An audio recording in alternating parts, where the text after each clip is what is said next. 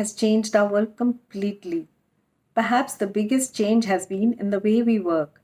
People are writing obits to the office now, especially because several companies have given up their physical workspaces and are asking employees to work from home permanently.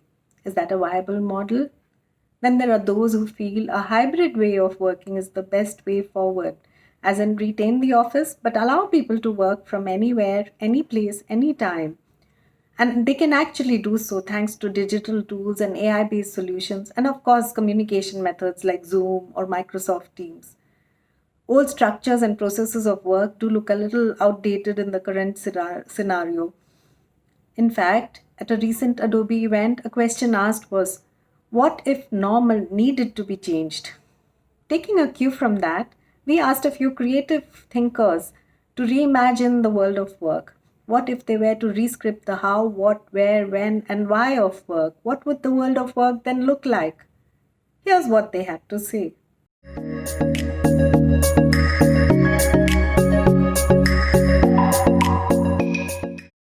If you're a pilot, obviously you cannot work from home, but if you're in marketing, you can, right? At least to some extent.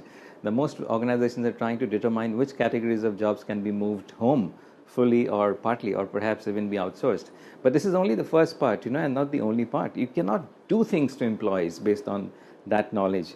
For example, if you determine that the marketing department can work from home, you cannot force everyone in marketing to work from home. There may be a few people for whom it may not be possible to work from home, and they will not like it if you force it.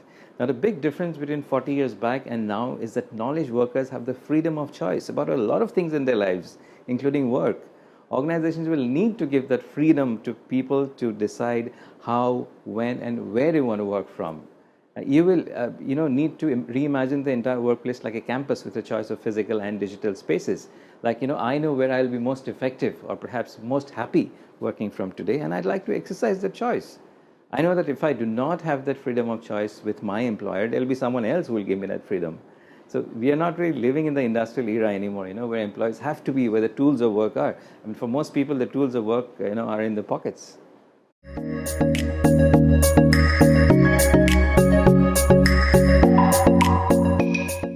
Question right now that everyone is asking post the 2020 COVID pandemic is, are all these workplaces really essential? Or should there be a completely new way to reimagine how we work? There are really two things that are critical to a place of work. The first being its purpose. Why does it exist?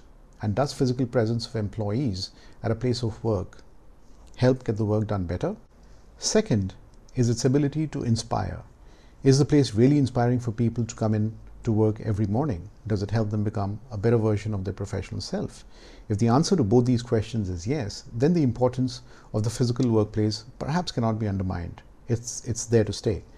The workplace of the future, however, is going to be more about a mindset shift rather than just a change in structure and form of the physical space out of which we work.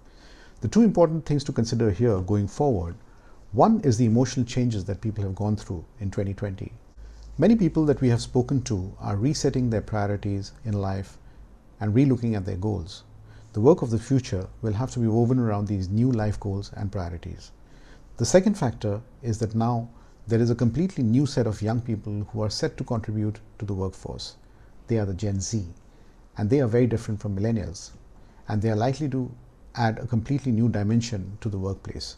In a nutshell, we can safely say that in the near future, people will not just be looking at a work-life balance anymore. They will be looking at a more fulfilling life, and the work should therefore occupy a slot in life which can enhance that fulfillment and not just consume life.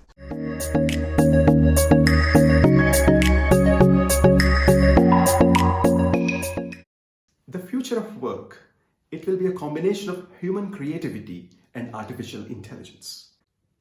AI will be your digital assistant when you write emails, design presentations, or make sales calls. AI will also support you when you're deciding who to recruit, which customers to go after, and where to allocate capital. AI, in fact, will be the first touch point of your enterprise. Websites, chatbots, and call centers will all be AI inside. In factory assembly lines, humans will be working together with cobots.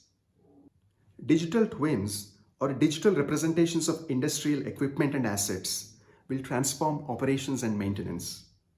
Smart wearables and Internet of Things will improve worker safety. Augmented reality and virtual reality will make training and collaboration fun and more effective. Lots of exciting possibilities. But a note of caution. If we don't plan well and implement AI properly, we can also end up in automation hell. Let us be deliberate. Let us be mindful in our leverage of AI. Then the future of work can be an exciting partnership of humans and AI. While digital may lead the future of the workspace, the physical will remain important too. At Adobe Max, a vision that was outlined was that of the workplace as an academic retreat where learning and collaboration takes place. This thought is echoed by Sanjay Sharma as well. I personally feel working in the future should be like pursuing a PhD in a university, where you are attached to the university but you don't need to be there every day, where you have a goal but you can set your own pace. You have access to your resources, you can visit the library, you can do your reading, you can do your research and fieldwork, meet your mentors from time to time, interact with small groups of distinguished people who share the similar interests as you do, attend seminars by domain experts, and finally work on your thesis as per schedule, all within a defined timeline.